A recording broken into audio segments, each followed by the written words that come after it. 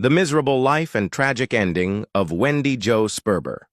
Wendie Jo Sperber was born on September 15, 1958, in Hollywood, California. She grew up in the very heart of the entertainment capital of the world. From an early age, she displayed an interest in the performing arts, often entertaining friends and family with her natural sense of humor and innate timing that later became her hallmark as an actress. Her upbringing in Los Angeles placed her close to the industry, and with her lively personality and determination, she began pursuing acting opportunities while still quite young. Sperber first gained widespread recognition in the late 1970s and early 1980s, quickly establishing herself as a talented comedic actress with a knack for bringing both humor and relatability to her roles. One of her earliest breakout performances came in the Steven Spielberg-directed comedy I Want to Hold Your Hand, 1978, a film about Beatles fans in the 1960s. Wendie Jo stood out for her energetic and endearing portrayal, earning attention from critics and audiences alike. This role opened doors for her in Hollywood, and it soon became clear that she had a rare ability to light up the screen with both her comedic presence and her heartfelt sincerity. Wendie Jo Sperber took on one of her first truly notable acting challenges when she was cast in the title role of the television movie Dinky Hawker, which aired as part of the ABC after-school special series. This program, which sought to present young audiences with stories that tackled real-life social and emotional issues, gave Sperber the opportunity to display not only her comedic abilities, but also her sensitivity and dramatic depth. Dinky Hawker told the story of a teenage girl who attempts to cope with loneliness and neglect by turning to food, using eating as a way to suppress her emotions and to hide her pain from the world around her. The role was both poignant and socially relevant, shining a light on struggles faced by many young people, particularly those dealing with body image, self-esteem, and the pressures of adolescence. Sperber's heartfelt portrayal helped to bring awareness to issues that were rarely discussed on television at the time, demonstrating her range as an actress who could do more than light-hearted comedy. She could also embody characters with depth and vulnerability. Sperber's natural comedic energy and expressive personality were soon highlighted in a much different kind of project, Steven Spielberg's 1979 big-budget comedy 1941. The film, which was a sprawling and chaotic satire about the panic in California following the attack on Pearl Harbor, gave her the chance to flex her skills in physical comedy. In a movie filled with slapstick chaos, over-the-top gags, and larger-than-life characters, Sperber stood out by leaning fully into the physical demands of her role. She demonstrated a willingness to throw herself, sometimes literally, into outrageous situations, using her body language, facial expressions, and impeccable timing to maximize the humor in her scenes. Even though the film itself received mixed reviews upon release, Sperber's presence was memorable, and it proved that she had a knack for the kind of bold, high-energy comedy that required both courage and sharp instincts. One of the key figures involved in 1941 was filmmaker Robert Zemeckis, who took note of Sperber's comedic talents and later brought her back to the big screen in 1980 with a role in his film Used Cars. This dark comedy, which starred Kurt Russell and Jack Warden, revolved around the shady and cutthroat world of used car sales, and it gave Sperber another opportunity to contribute her flair for humor to a quirky, offbeat project. Although her role was not the largest in the film, she made the most of her screen time, delivering a performance that matched the movie's satirical tone. By working with Zemeckis, who would go on to become one of Hollywood's most celebrated directors, Sperber solidified herself as a reliable comedic actress who could adapt to a wide range of styles, from television drama to slapstick farce to satirical film comedy. Throughout the 1980s, Sperber became even more recognizable thanks to her appearances in major motion pictures, including the smash hit Back to the Future, 1985, in which she played Linda McFly, the sister of Michael J. Fox's character, Marty McFly. Although a supporting role, her performance was memorable, and it showcased her ability to leave a lasting impression even in brief screen time. She reprised the role in Back to the Future Part 3, 1990, further cementing her connection to one of the most iconic film trilogies in cinema history. Her work in these films endeared her to a new generation of fans and secured her place in pop culture. In addition to her film roles, Wendie Jo Sperber became a familiar face on television. She starred in the sitcom Bosom Buddies, 1980 to 1982, alongside Tom Hanks and Peter Scolari, where she played the spirited and lovable Amy Cassidy. The show not only helped launch Tom Hanks's career, but also gave Sperber a platform to shine in a role that perfectly matched her comedic sensibilities. Her timing, delivery, and chemistry with the cast made her a fan favorite and demonstrated her ability to bring warmth and laughter into people's living rooms. Later, she appeared in other series, such as Private Benjamin, Hearts Afire, and numerous guest roles on popular TV shows, where she continued to showcase her versatility as an actress. Following the massive success of Back to the Future and its sequels, Wendie Jo Sperber transitioned back into the world of television, eager to take on new comedic opportunities that showcased both her wit and her warmth. One of her most notable roles during this period was in the short-lived yet memorable sitcom Babes, which aired in 1990. The show centered around three overweight sisters living together in New York City, trying to navigate the challenges of work, romance, and family life while defying society's expectations about body image.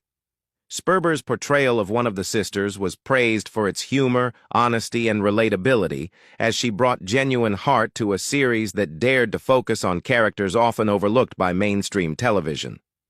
Despite its unique premise and Sperber's standout performance, Babes struggled in ratings and was unfortunately canceled after just one season. Nevertheless, her work on the series further cemented her reputation as an actress, willing to embrace unconventional roles and shine in them.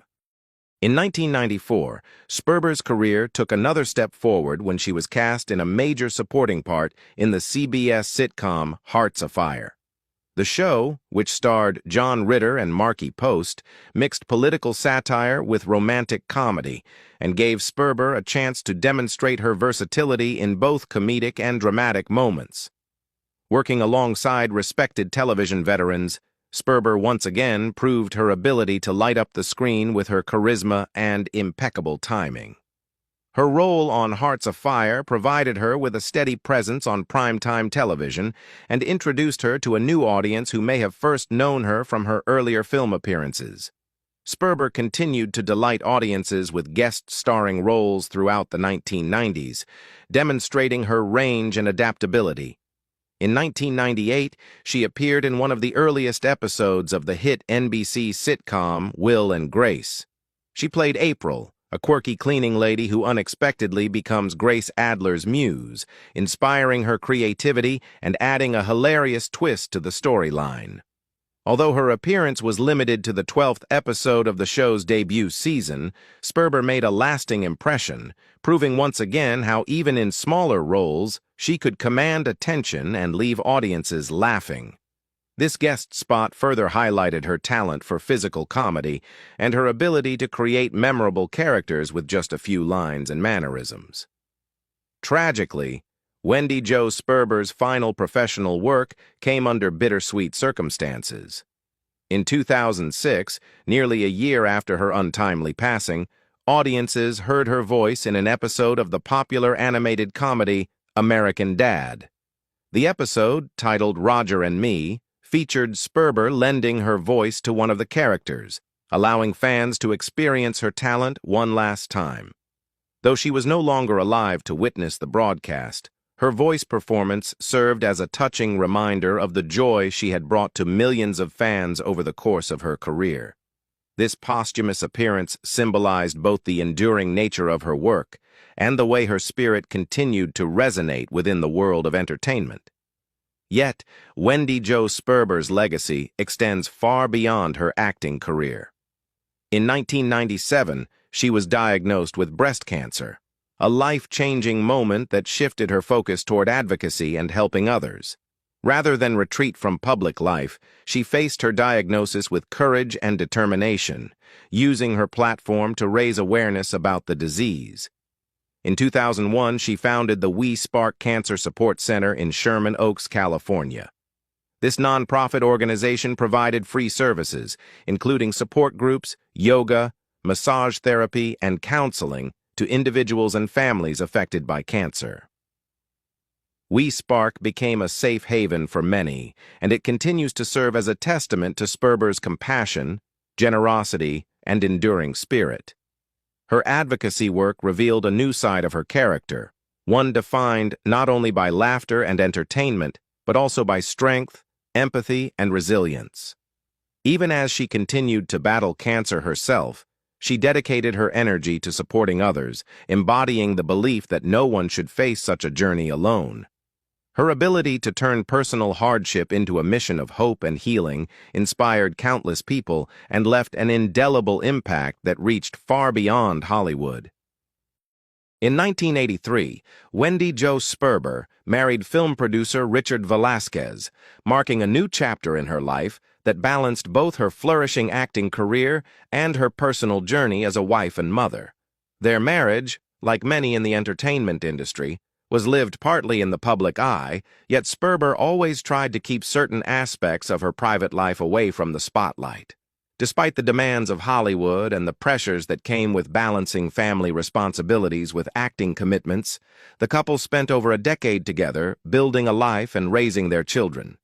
After more than 10 years of marriage, however, the relationship faced challenges that eventually proved insurmountable, and in 1994, Sperber and Velasquez decided to part ways, officially finalizing their divorce.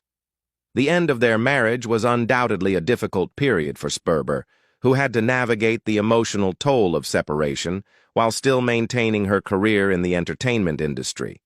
Nonetheless, she remained devoted to her role as a mother, ensuring that her family continued to be her greatest priority. Together, Wendie Jo Sperber and Richard Velasquez had 2 children, a son named Preston and a daughter named Pearl. Becoming a mother brought tremendous joy to Sperber's life, and friends and colleagues often remarked that she seemed to light up whenever she spoke about her children. She worked hard to create a nurturing environment for them, even while managing the often hectic schedule of television and film projects. Sperber took great pride in watching Preston and Pearl grow, guiding them through their formative years and cherishing her time as a parent above all else. Her devotion to her children remained a central focus throughout the rest of her life, reflecting her deep love and commitment as a mother. In 1997, Sperber's life was dramatically altered when she was diagnosed with breast cancer. For many people, such a diagnosis can be overwhelming and life-shattering, and for Sperber, it was indeed a moment that redefined her life. However, her initial treatments seemed to be successful, and the cancer appeared to go into remission. During this period of remission, she remained optimistic and hopeful, continuing to pursue her work and her personal passions, while also becoming increasingly aware of the challenges faced by others battling the disease. Unfortunately, the respite was temporary. In April 2002, she made the difficult public announcement that the cancer had metastasized, spreading throughout her body. The news was devastating, but Sperber met the challenge with remarkable courage and determination. By mid-2004, as the cancer continued to progress, she underwent experimental brain radiation therapy in an effort to combat the disease. This treatment reflected her willingness to try every possible option and her enduring fight to spend as much time as possible with her children and to continue the work she loved. What made Sperber's journey particularly inspiring was her refusal to allow her illness to define her or to completely sideline her career. Even while undergoing treatments, she remained active in television and film, demonstrating an incredible resilience and a profound dedication to her craft. During this time, she appeared in episodes of popular shows including Unhappily Ever After, Home Improvement, Will and Grace, and Grounded for Life. These roles, though sometimes small, highlighted her versatility as a comedic actress and allowed her to remain connected to the profession that had brought her joy and recognition. In addition to her television work, she also appeared in films such as Desperate But Not Serious, 1999, and Sorority Boys, 2002. Her continued presence on screen during these difficult years was a testament to her perseverance and her love for performing, and it provided audiences with moments of humor and heart, even as she privately fought a difficult battle. Sadly, Wendie Jo Sperber's long struggle with breast cancer came to an end on Tuesday, November 29, 2005. She passed away at the age of just 47 at her home in Los Angeles, California, surrounded by loved ones. Her death was felt deeply within the entertainment industry, where she had been admired for her comedic timing, her generosity, and her vibrant personality. Beyond her professional accomplishments, her greatest legacy remained the love she poured into her family, especially her children Preston and Pearl, and her determination to live life fully, despite the hardships she faced. Sperber's story continues to resonate as an example of courage, resilience, and the enduring power of laughter in the face of adversity.